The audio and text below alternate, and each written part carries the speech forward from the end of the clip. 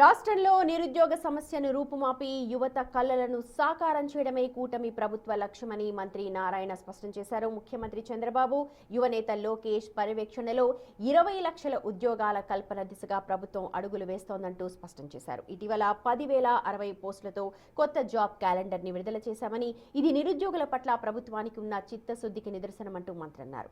ప్రతి ఏటా క్రమబద్ధంగా ఉద్యోగాల భర్తీ ప్రక్రియ కొనసాగుతుందంటూ భరోసా ఇచ్చారు. గౌరవనీయ ముఖ్యమంత్రి గారు కానీ యువనాయకుడు లోకేష్ కానీ ఎలక్షన్స్కి ముందు 20 లక్షల మందికి ఉద్యోగాలు ఇస్తామని చెప్పడం జరిగింది. ఆ నేపథ్యంలో ఈరోజు నెల్లూరులో కూడా ఉపాధి కల్పనకి అనేక మార్గాలు అన్వేషిస్తున్నాం.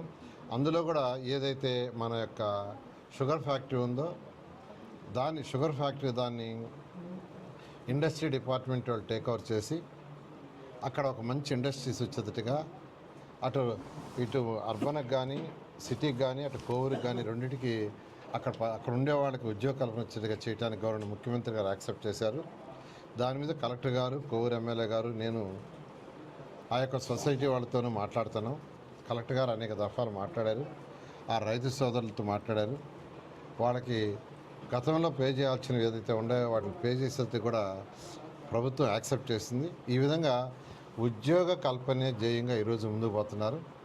జాబ్ క్యాలెండర్ నిన్న 10,060 మందికి యాక్చువల్గా రిలీజ్ చేశారు.